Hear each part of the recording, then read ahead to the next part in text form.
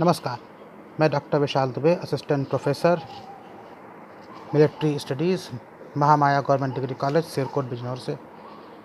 जैसे कि आपको मैंने अपने पिछले 2 वीडियो में सैन्य विज्ञान का इतिहास और इसका सिलेबस के बारे में आपको अवगत कराया था।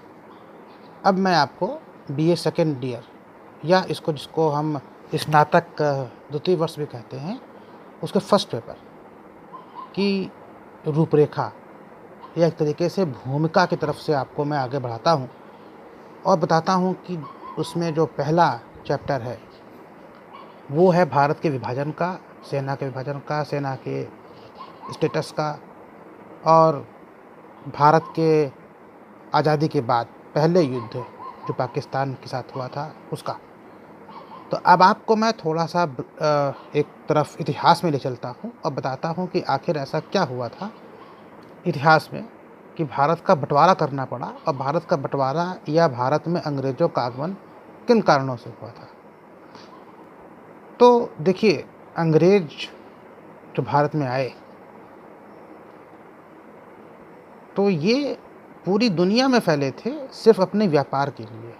इनका व्यापारिक था, इनका कायदे का जो मामला था वो ये था कि वो आपसे पैसा कमाना चाहते थे। इसीलिए ईस्ट इंडिया कंपनी जैसी कंपनियों की स्थापना हुई और भारत में, या अगर आप देखेंगे तो पूर्वी एशिया में या आसियान के देशों में, सिर्फ भारत में ही नहीं, कई कंपनियां डच, फ्रांसीसी, पुर्तगाली, अंग्रेज बिल्कुल छा गए थे।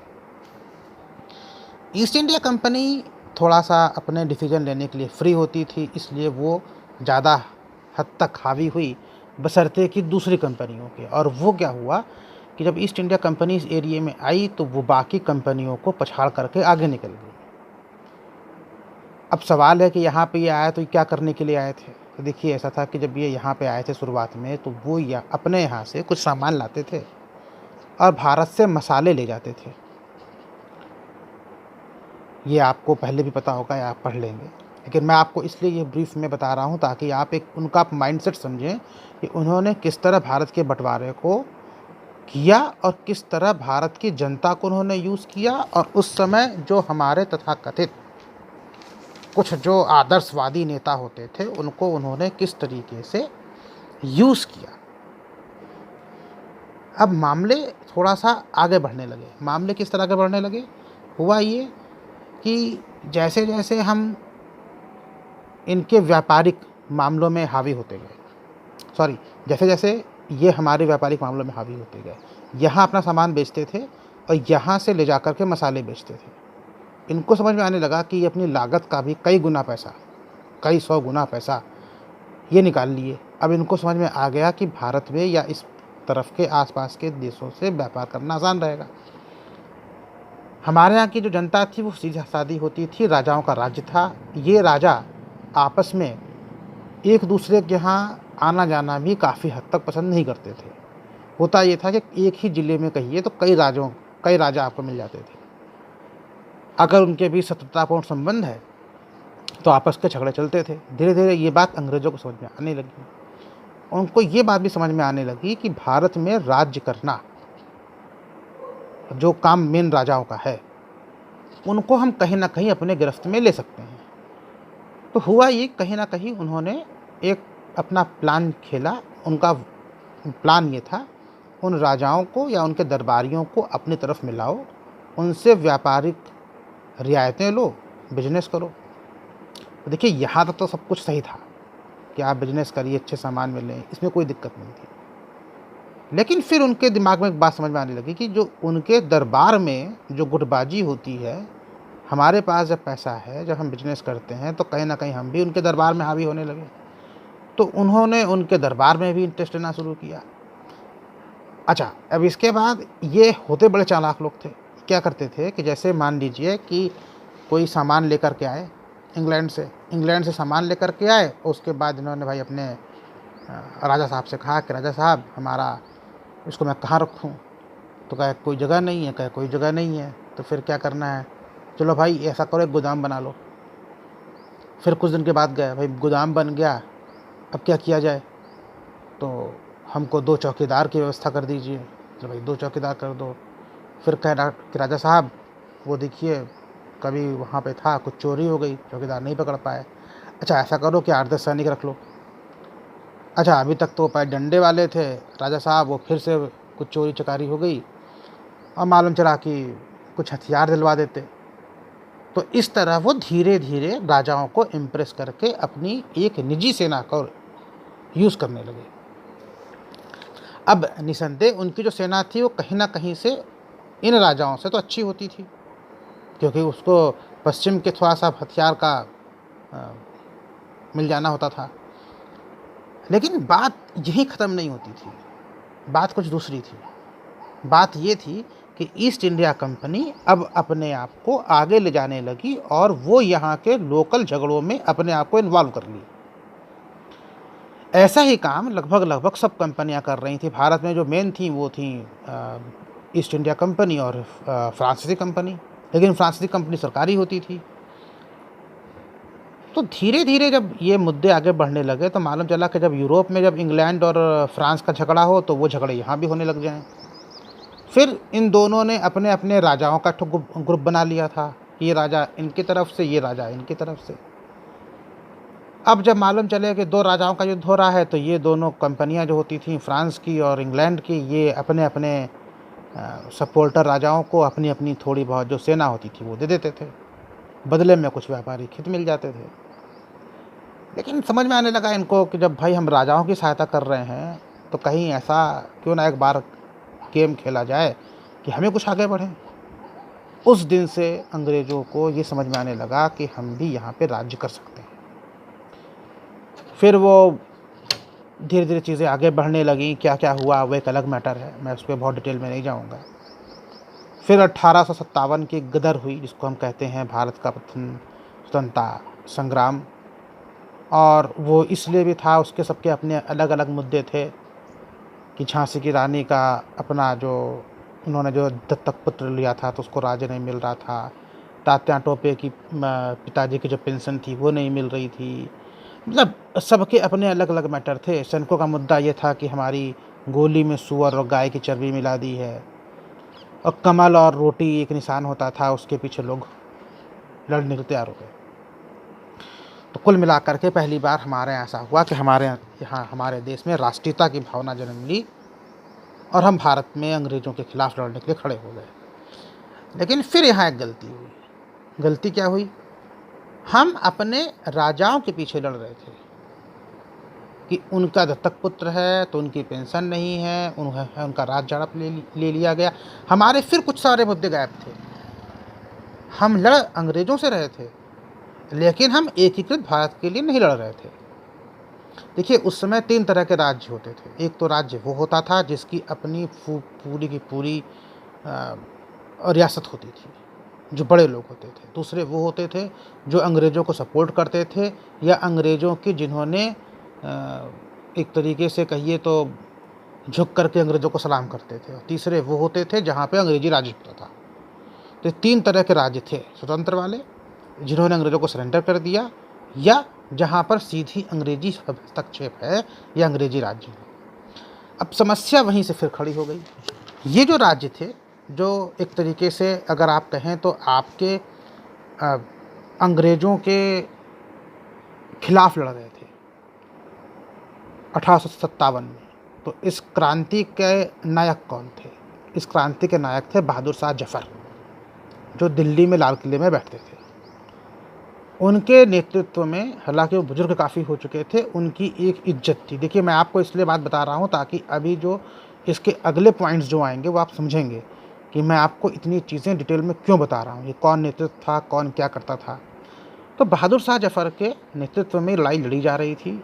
सब राजा महाराजे इससे खुश थे, लेकिन उसके बावजूद भी कुछ जातियों ने और कुछ राजाओं ने उनको इस स्वतंत्रता संग्राम को दबाने में अंग्रेज़ों की सहायता करी। अब खेल फिर से ही से शुरू हो गया। कुल मिलाकर के मामला तो ये था कि हमारी आज़ादी की पहली लड़ाई को कुचल दिया गया और उसके बाद अंग्रेज़ों की महारानी ने एक पत्र भेजा और भारत की जनता को सीधे सीधे अपने नियंत्रण में ले लिया और ईस्ट इंडिया कंपनी का राज समाप्त हो गया। 1858 से हम भारत की जनता अंग्रेज़ों की जनता बन गए। एक तरीके से महारानी ने जो अपना पत्र यहाँ भेजा, उसके बाद हम वहाँ की जनता हो गए और भारत सचिव नाम का एक मंत्री कह सकते हैं, जिसको हम यहाँ मंत्री कहते हैं उसको वहाँ पर सेक्रेटरी कहते हैं। तो भारत सचिव नाम के एक पद बना दिया गया। वो लंदन में बैठते थे और वो वहाँ की संसद में यहाँ के प्रस्ताव और यहाँ की बातों को रखने के हकदार हो गए। इस तरह हम जो थे अंग्रेज़ों के बाद यहाँ पर हम भारत से, उन राजाओं की जनता से सीधी अंग्रेज़ों की जनता बने। अब देखिए, चीज़ें बदल गई लेकिन फितरत वही वही। अंग्रेज़ों ने एक नया खेल खेला। वो पहले भी करते थे, अभी भी कर रहे थे, चेहरे बदल गए थे, खेल वही था। अब क्या खेल था? खेल इतना सा था कि एक को उठाओ और दूसरे को दबाओ, मतलब फूट डालो, राज्य करो। अब इसका क्या मतलब है? इनको समझ में तो आ गया कि अगर हिंदुस्तान में अगर इसी तरह अगर लोग हावी रहेंगे तो हमारी सत्ता बहुत दिन नहीं चल पाएगी। उन्होंने जातियों को बांटा, धर्म को बांटा, राज्यों को बांटा, समुदाय को बांटा। इस तरीके से करके भारत को बिल्कुल तोड़ने पे उन्होंने यकीन किया। तो इसके लिए पहले इन्होंने क्या किया? इन्होंने कहा कि देखिए, वो जातियाँ जिन्होंने अंग्रेज़ों का सपोर्ट किया था युद्ध में लड़ने में, जिनकी अच्छी खासी संख्या सेना में होती थी, उनको तो कह दिया कि भाई तुम योद्धा हो, तुम सेना में रहोगे। जिन्होंने अंग्रेज़ों के खिलाफ आंदोलन किया था, कह दिया भाई तुम तो गैर योद्धा हो, तुम सेना में नहीं रह सकते। तो फिर एक मामला कहीं ना कहीं से जा कर के वो गड़बड़ हो गया। चलिए, कोई बात नहीं, अब आगे का खेल देखिए। अंग्रेज़ों ने जब एक चीज़ समझ ली कि भारत का बंटवारा, देखिए भारत का बंटवारा अभी से नहीं किया, इन्होंने पहले जातियों को बांटा, समाज को बांटा, समुदाय को बांटा, और ये थी फूट डालो राज करो की नीति। इन्होंने सेना में पहले ऐसे बंटवारा किया। उसके बाद जब आप आएंगे और आप आगे देखेंगे तो आप पाएंगे कि इनका उद्देश्य ये था, ये करना ही चाहते थे कि भारत की सेना की 2 यूनिटों में इतना आपसी मतभेद करवा दो कि अगर किसी टाइम अगर आगे फिर से गदर या इस तरह का विद्रोह होता है तो एक यूनिट को कुचलने के लिए दूसरी यूनिट तुरंत खड़ी हो जाए। आप समझ सकते हैं कि किस तरह का ये भारत की सेना में ही बंटवारा चाहते थे, जो इनकी अपनी सेना थी उसका। अब 1905 के आसपास देखिए बंगाल का विभाजन कर दिया गया हिंदुस्तान में। क्यों? क्योंकि अंग्रेज इसको एक बड़ी शक्ति मानते थे। पहले का बंगाल आज का बंगाल नहीं है। पहले बंगाल में उड़ीसा, बंगाल और आसाम, ये तीनों होते थे। आपको पता होगा कि वहाँ की क्रांति, वहाँ एजुकेशन अच्छी थी, साहित्य अच्छा था, वहाँ से काफ़ी लोग आईएएस बनते थे, सिविल सेवा जिसको आप कहते हैं, और एक तरीके से वैचारिक क्रांति वहाँ पर काफ़ी होती थी। उसको उन्होंने तोड़ा। अब क्यों तोड़ा? अब जैसे उन्होंने को तोड़ा तो एक ग्रुप तो वो सामने आ गया जो बंगाल का विभाजन चाहता था, दूसरा एक गुट वो सामने आ गया जो बंगाल का विभाजन नहीं चाहता था। तो अब इस तरह करके इन्होंने इस 2 लोगों को आपस में लड़वाया। इसके बाद अगर आप देखेंगे तो एक और मार्ले मिंटो का भी सुधार आया था। मार्ले मिंटो में भी यही चीज़ थी कि इन्होंने क्या करा कि 2 गुट को आपस में लड़वा दिया। फिर इन्होंने 1909 में एक चाल चली, अंग्रेज़ों ने क्या करा, कहा मुसलमानों के लिए एक अलग पृथक निर्वाचन मंडल दे दो, जहाँ से चुन करके सिर्फ मुसलमान ही आएंगे।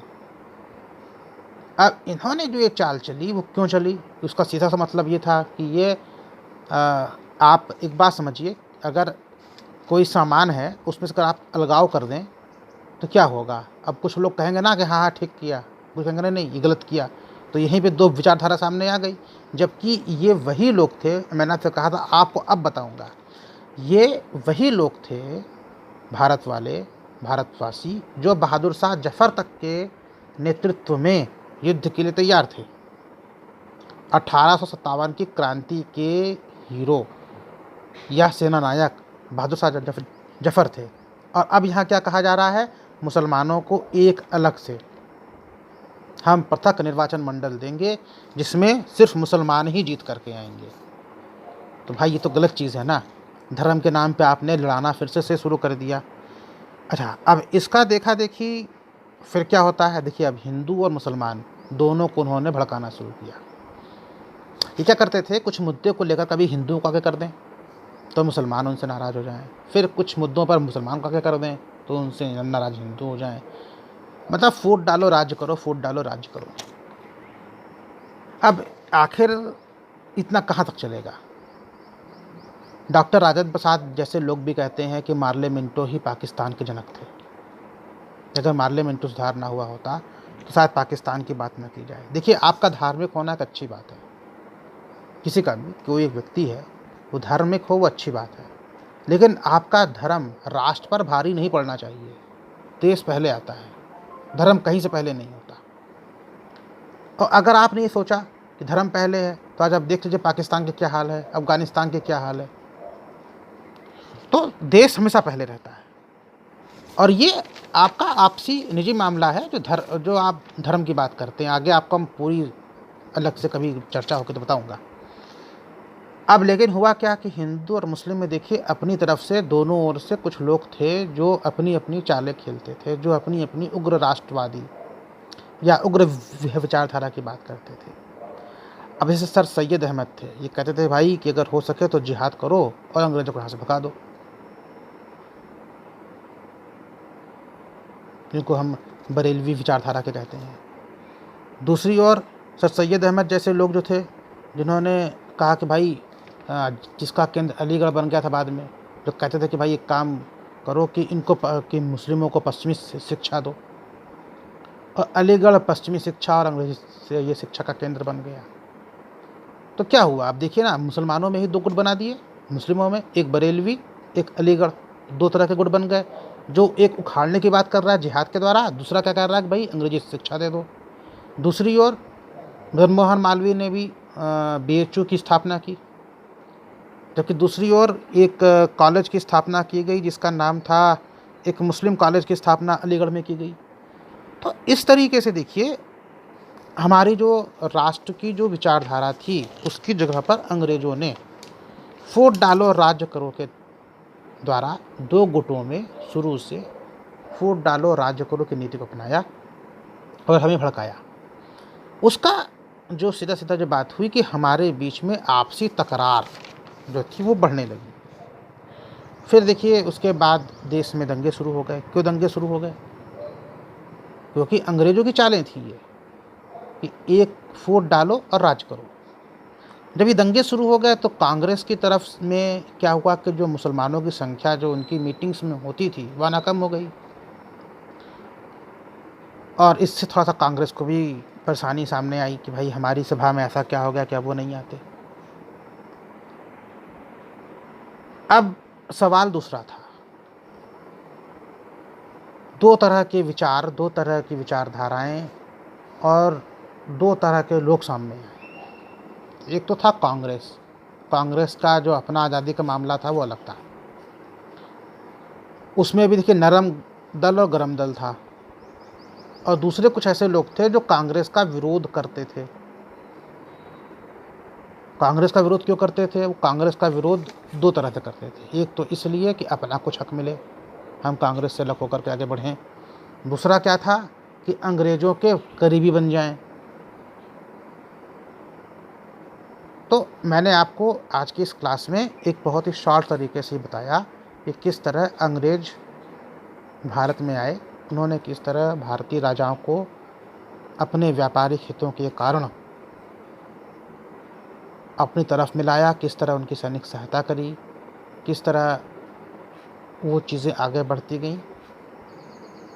अगले सत्र में मैं आपको इसके आगे ले चलूँगा कि किस तरह पाकिस्तान, खिलाफत, इन सब की एक बैकग्राउंड तैयार हुई और किस तरह भारत की आज़ादी और बंटवारा, इन दोनों का एक नींव रखा गया। धन्यवाद।